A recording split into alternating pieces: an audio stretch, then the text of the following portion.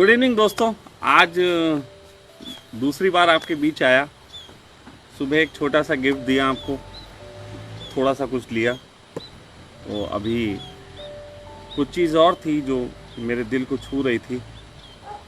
एक दो मित्रों से बात हुई, यहाँ के बच्चों से भी मेरी बात हुई, तो मुझे लगा कि कुछ और है जो देने योग्य है और वो दिया जाना चाहिए। तो वो कुछ ऐसा है कि आप सबको पता है कि 2-3 साल पहले ऋषिकेश में एक जो है ओशो कुंभ हुआ था। सबने सुना है। ओशो कुंभ की जो पूरी प्रारूप था वो सब था, उसकी मैं अभी यहाँ चर्चा करने नहीं बैठा हूँ। मैं सिर्फ चर्चा करने ये बैठा हूँ कि इस बार 11 दिसंबर से लेके 19 जनवरी का रोना जिनको हो वो हो। जिनको कोरोना में लॉकडाउन जैसी स्थिति भी बन सकती है तो उसकी भी चिंता ना करें, यहीं लॉकडाउन हो जाना 40 दिन, क्या फ़र्क पड़ता है। तो एक 11 दिसंबर से 19 जनवरी यहाँ पे ओशो कुंभ फिर होने जा रहा है। बस ये है कि सखा ओशो कुंभ होगा। वो सखा ऐसा कह सकते हो, सखा की दृष्टि का, सखा की समझ का। एक बाप के कई बच्चे होते हैं कुछ लोग अपने अपने तरीके से काम करते हैं, कुछ बदनाम करते हैं और बाप की उसमें गरिमा होती है। अगर एक बाप के सारे बच्चे एक जैसे निकल जाएं तो समझ लेना बाप में कुछ कमी होगी। हाँ, बाप के बच्चे अलग अलग निकले तो इसका मतलब है कुछ प्रतिभा होगी, क्योंकि एक ही तरीके का बीज अगर किसी दुकान पे हो तो वो बीज भंडार नहीं कहला सकता। बीज भंडार में तो सब तरीके के बीज होते हैं।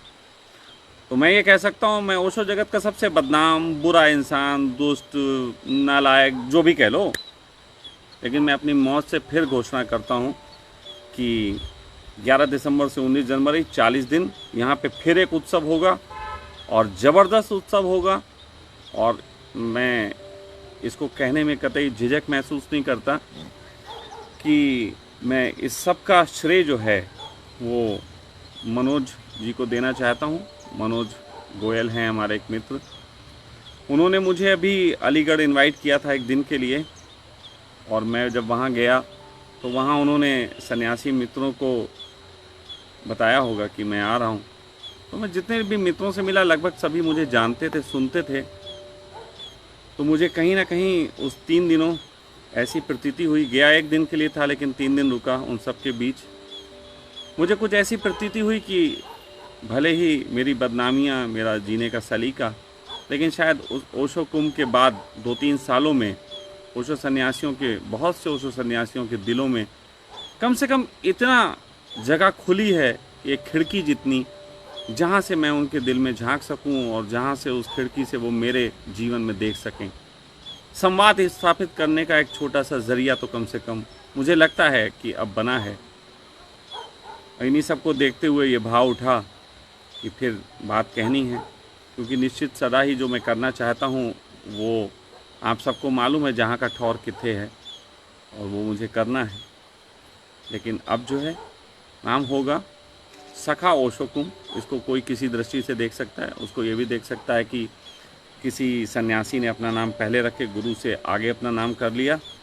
अगर कोई ऐसी दृष्टि से देखता है तो निश्चित जाने मैं उस बाप की औलाद हूँ जो अपने बाप से आगे निकल गया। तुम सब अपने बाप के पीछे रहो, मुझे कोई आपत्ति नहीं। किसी को कुछ और भी लग सकता है, अपने अपने तरीके के संदेह उठ सकते हैं, वो सब तो सदा उठेंगे। वो तो कभी ऐसा नहीं है, कौन सा भगवान ऐसा है जिस पे संदेह नहीं उठे, और मैं तो दुष्ट। तो भगवानों पे जब संदेह उठे हों तो दुष्टों को घबराने की ज़रूरत नहीं होनी चाहिए। और मेरा अनुभव है कि अगर ये सोच के कि भगवानों पे भी उंगलियां उठी हैं, सारे दुष्ट इस बात का संकल्प ले लें कि दुनिया में किसी की उंगली उठने की परवाह नहीं करेंगे, तो उनके लिए भगवान होने का रास्ता खुल जाता है। तो मुझे जो कहना था मैंने कहा। ये मेरी तरफ से आप सबको एक मेरे जन्मदिन की आज जो आनंद की फुलझड़ियाँ फूट रही हैं उनमें से ये एक और चिंगारी निकली है। बाकी इसकी पूरी डिटेल आप लोगों को समय समय पे 1-2 दिन के अंदर से मिलना स्टार्ट हो जाएगी। नमस्कार।